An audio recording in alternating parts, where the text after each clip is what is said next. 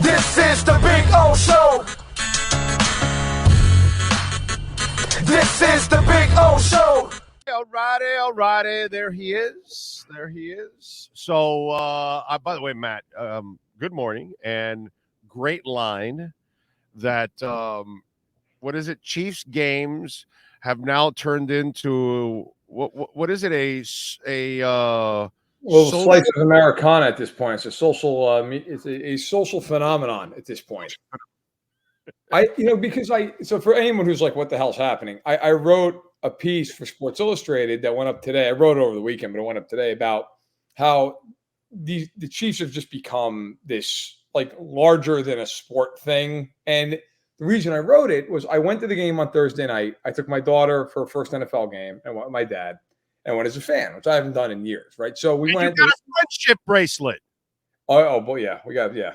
Yes, we did. Although not at the game, outside the game. But in any event, so they win and everybody. I mean, Mays had a great time, and that was cool, and that was the point, right? And so it's funny because we're at the game, and she's a huge Taylor Swift fan, and so of course she's Swift's in the building. We didn't see her or anything. She's in the building, so Mays thought that was cool.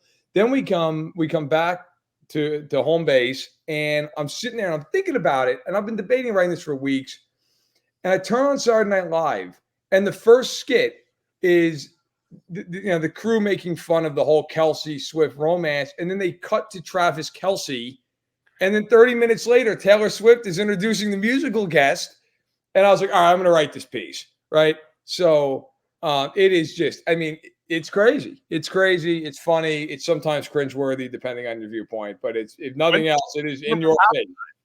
When does she perform at a halftime of a Chiefs game? I mean, that's going to happen, bro. And by the way, the day they do that, the Chiefs should build like an extra stadium on top of the stadium and fill that too at the same time. Might as well. You know what I'm saying? It is crazy. It is unlike. I mean, I really was trying to be obviously, fair and honest. I don't think there's been an NFL team that's drawn this interest since maybe the 90s Cowboys, but I even think probably the 85 Bears are more of a realistic, like the Super Bowl shuffle and all the national attention. Because as great as the Patriots were for 20 years. Compare it to the big three in the Heat. Oh, I'm just talking NFL, but yeah, like. That's what I would compare it to, except the hate is not there. Like there was a hate for the big three because it's almost like the Jordan Bulls. And bringing the three together, whatever. Yeah. Even though Boston had done it a couple of years before the same way, but they killed LeBron.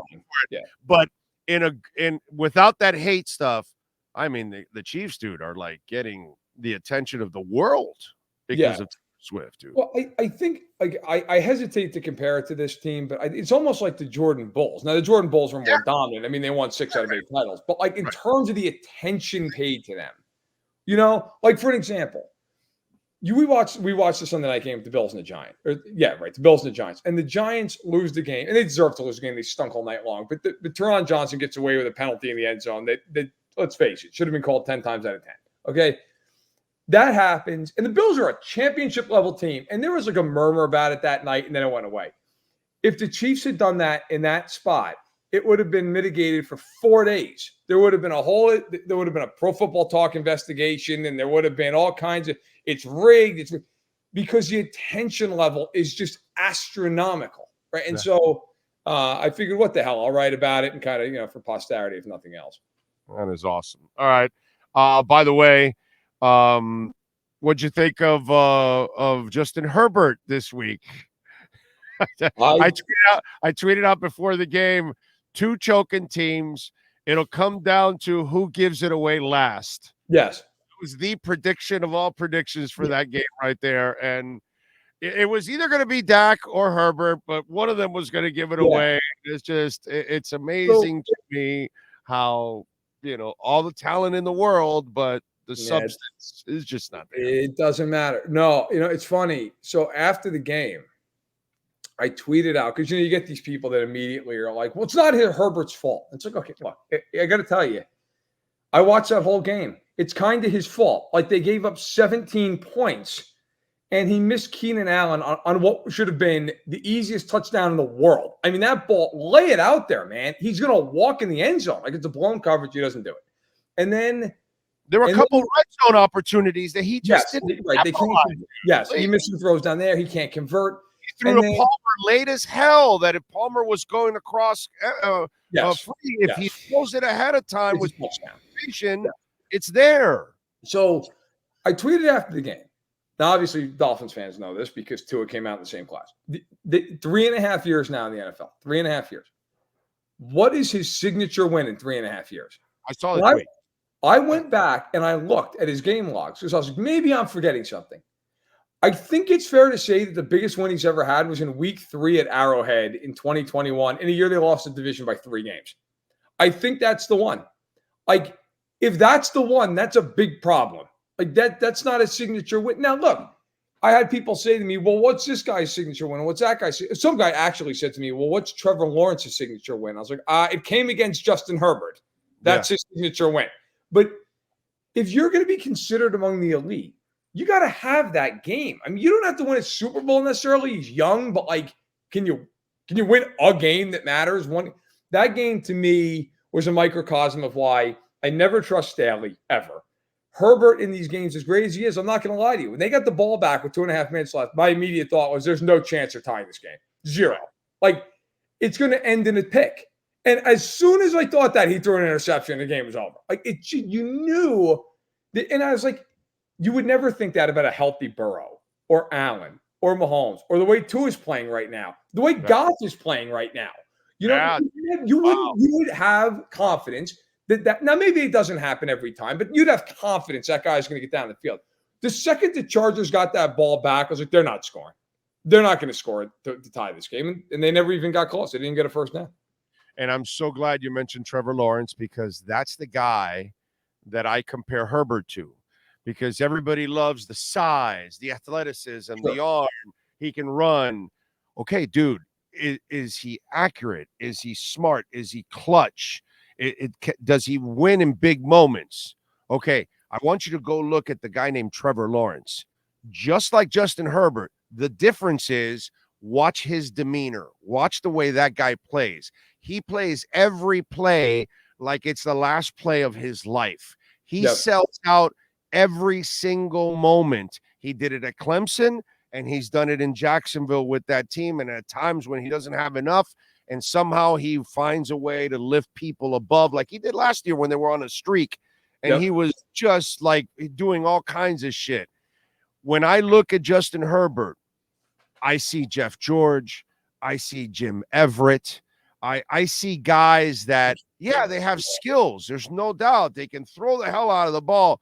But I don't see a determination, a fire that plays behind it. I see when I look at Herbert, I see Surfer Boy, and I see a guy that's like, all right, cool, whatever, let's go. You know, and I don't see a guy that is playing with the kind of fire that I need from my quarterback at times. And it's just one of those things to me. Two different players, Trevor Lawrence, Justin Herbert, even though physically they can do a lot of the same things. But Trevor's the guy that I would trust in the moments that you need. I trust him more. There's no question.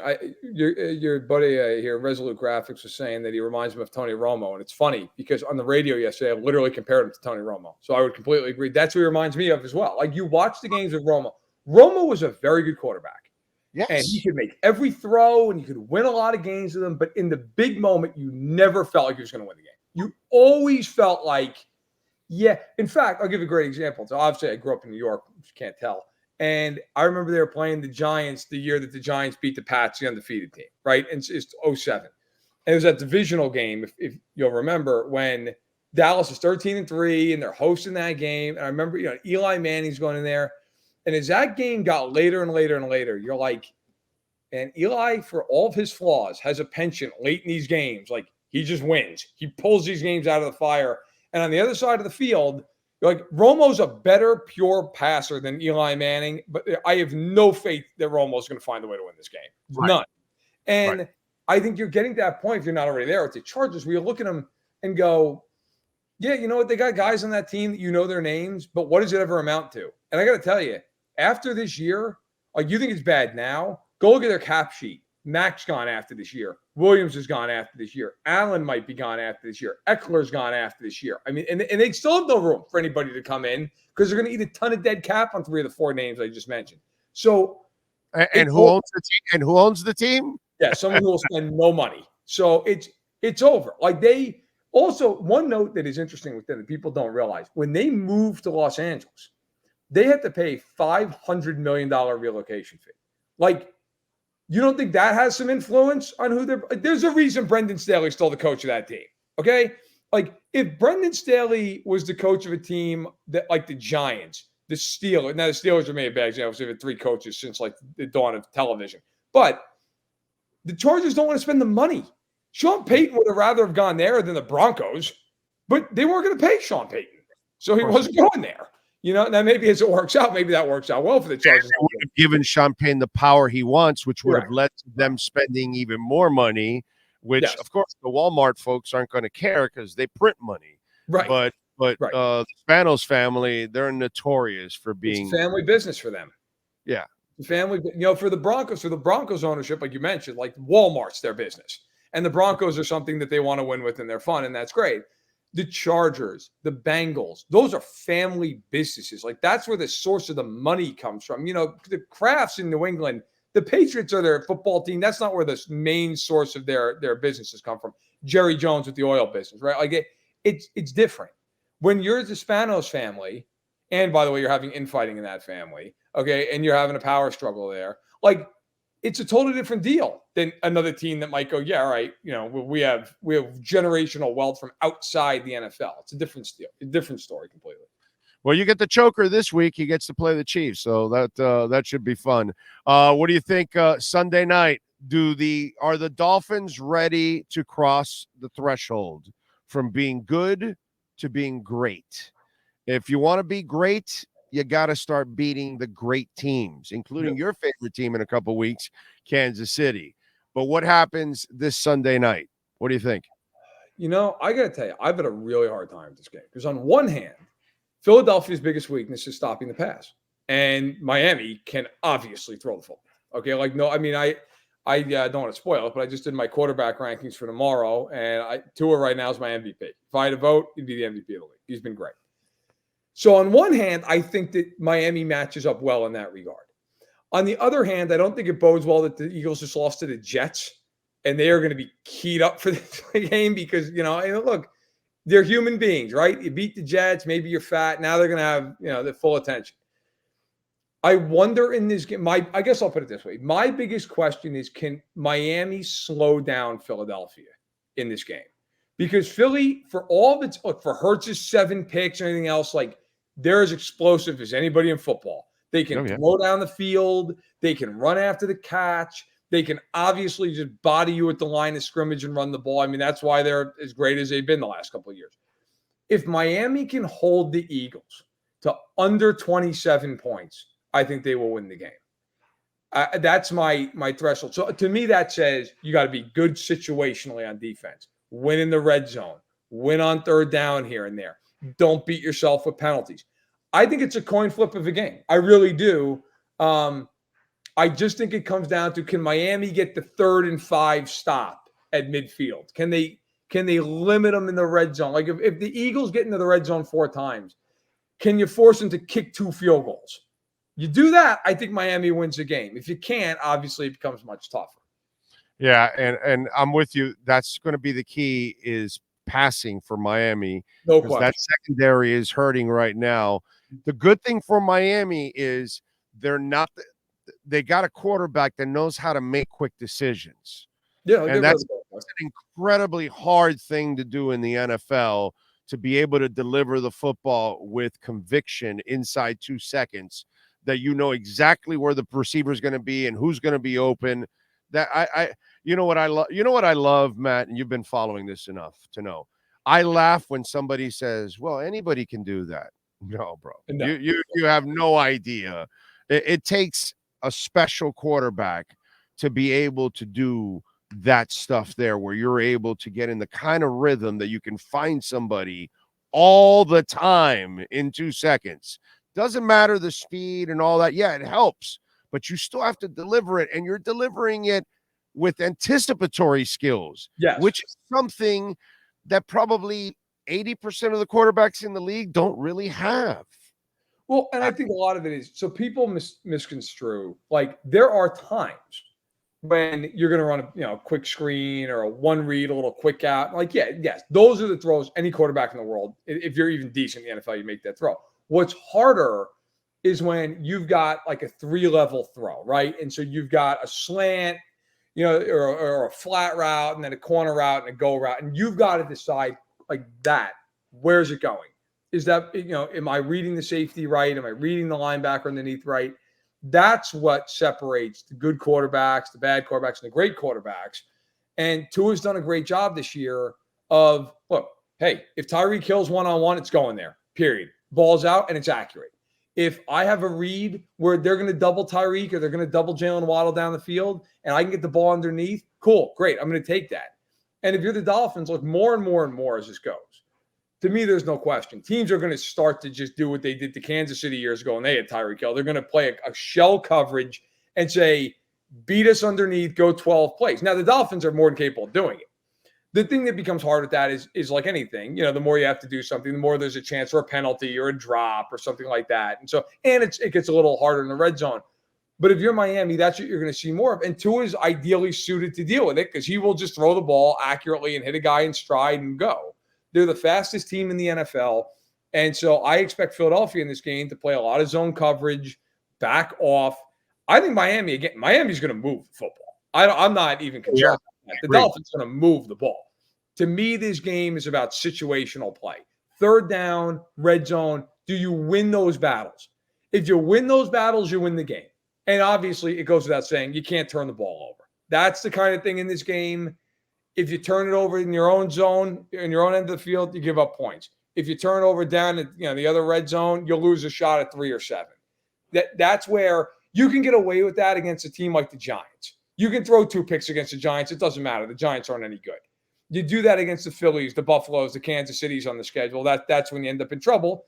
And the truth is the other way, too. If Hurts has another game where he throws 2 picks, they're losing. Yeah. They're losing the game. So who makes the third down conversions, the red zone conversions, and who avoids the big mistakes?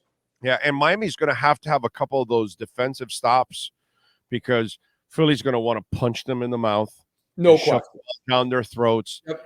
and limit the possessions that Tua has.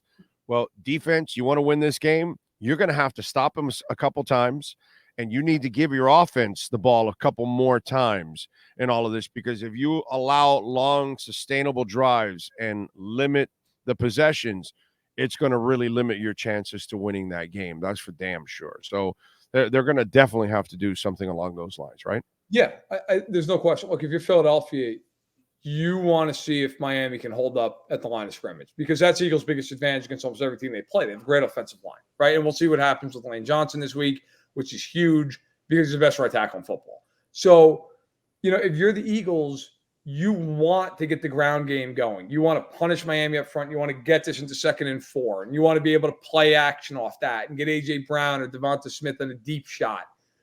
If you're Miami on first down, you want to be able, obviously, to say, hey, look, if we can get you to 2nd and 8, we know you got to throw the ball, it changes the game. Not to say they can't do it, but it becomes more of a one-dimensional type game. And so it's hard. I mean, look, the Eagles are multifaceted. They have a very good rushing attack where the quarterback also factors in. And then you've got Goddard as well, along with those 2 receivers. You can throw the ball down the field. So, and Brown is a unique beast in the sense that he is fast enough to make a 50-yard play down the field, and he's big enough to just body anybody. I mean, the guy is like a power forward in basketball. So I think that's a huge part of this, where if Miami early downs, do you take a chance and put an extra guy down in the box and say, you know what, we're not letting you run the ball on 1st and 10. We're not going to do it. We're going to force you into longer 2nd and 3rd downs. It's a risk because then they could throw the ball maybe a little easier on 1st. But I think if you're Fangio, you mix and match your coverages, you roll them, and you try to create a little bit of confusion. Does Caleb Williams and his agent actually know NFL rules?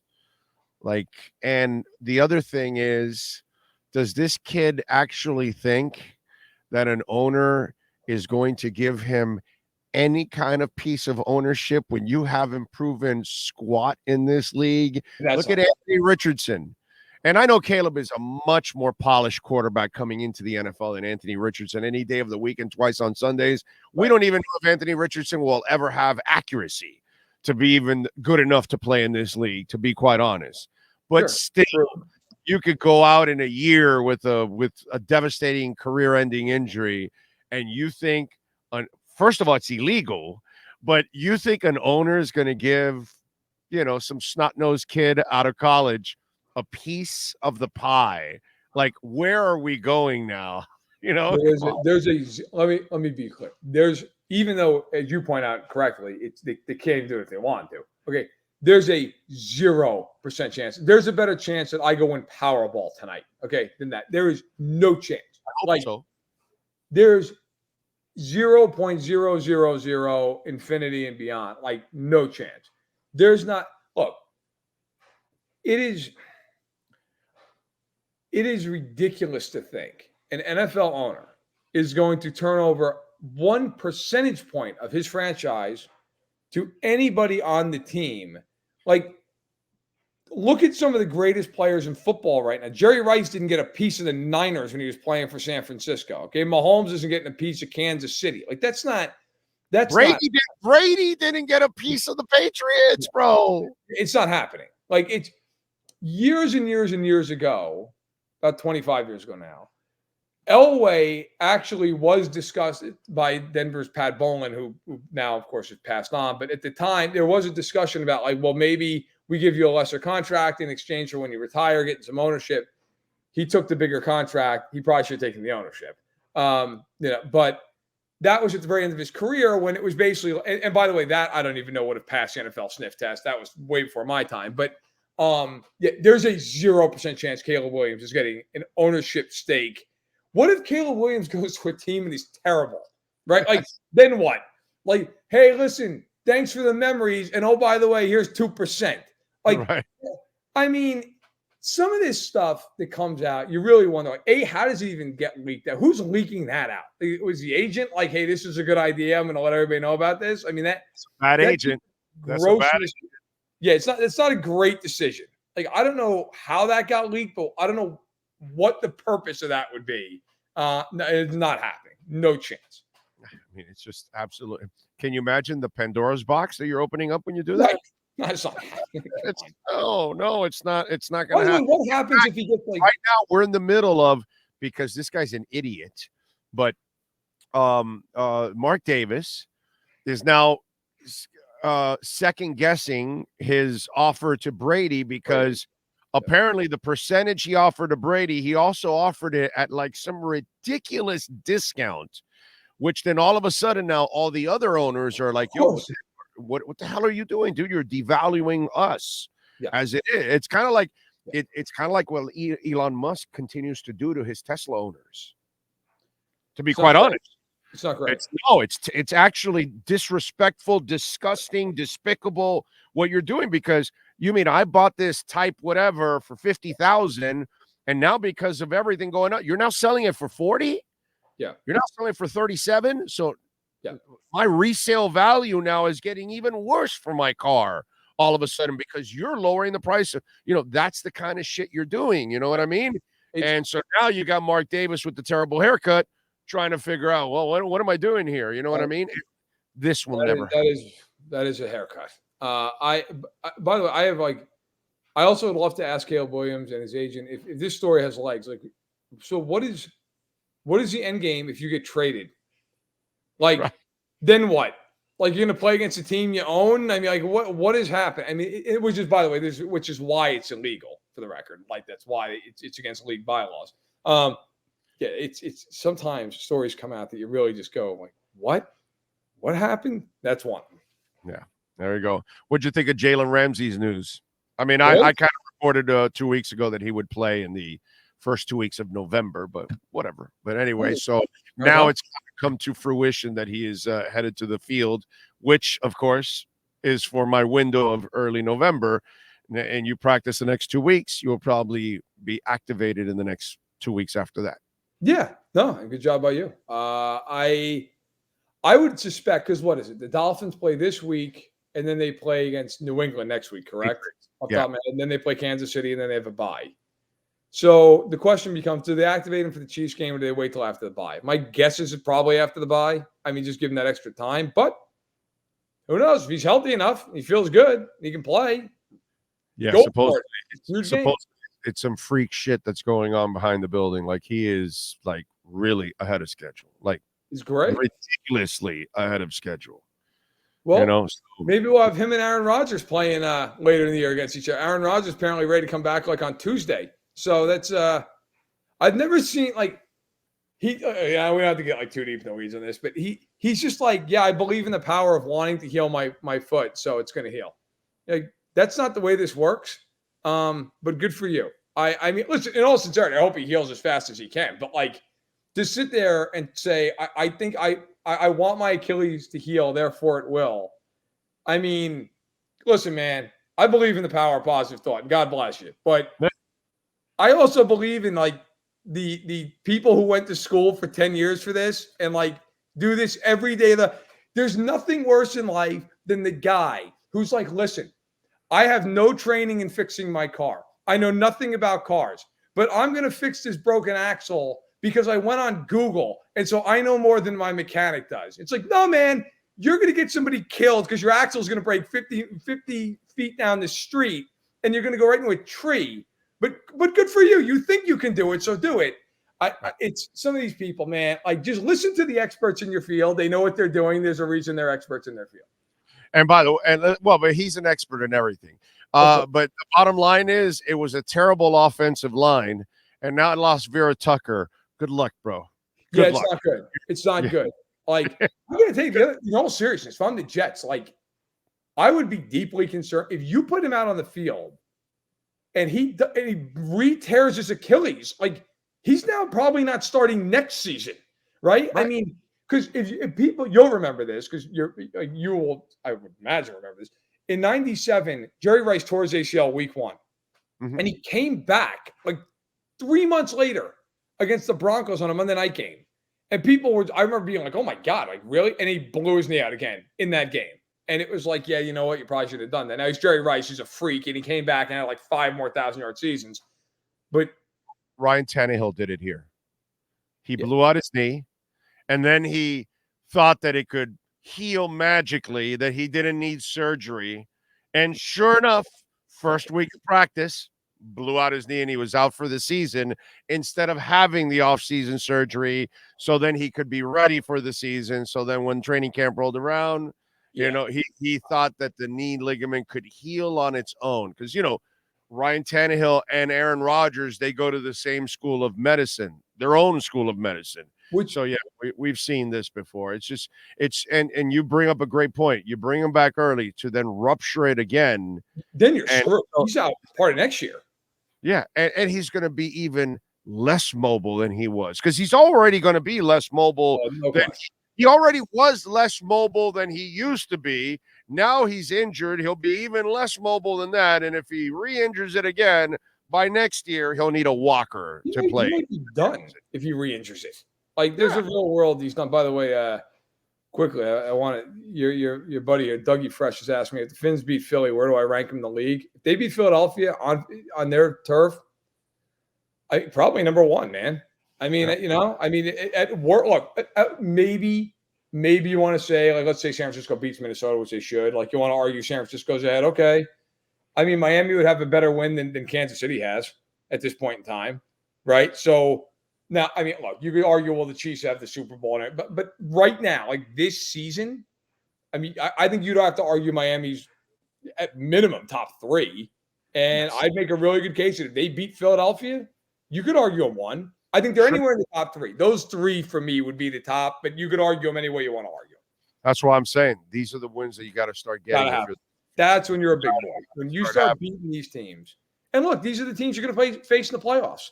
The Buffaloes, the Kansas Cities, the Jacksonvilles, the Phillies, if you get there. Like, these are you want to win a Super Bowl? Buffalo and Kansas City will be in your way to win a Super Bowl. You got to win those games.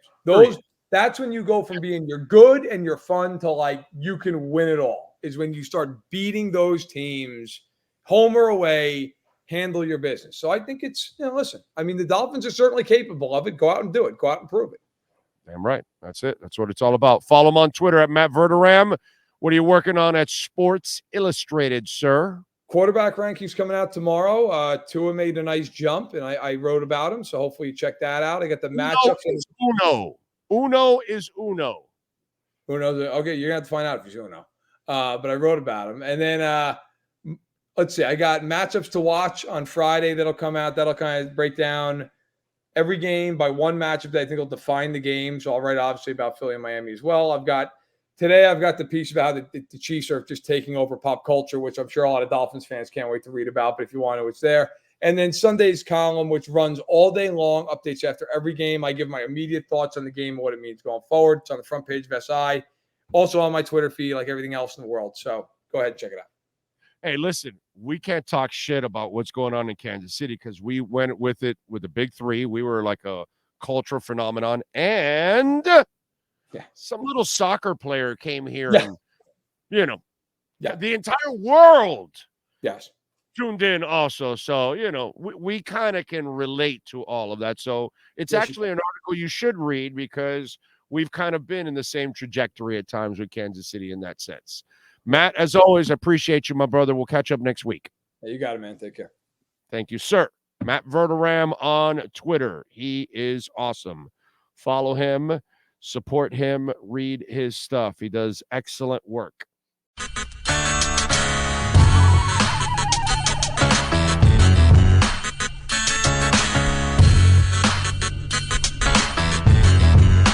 This is the Big O Show. This is the Big O Show.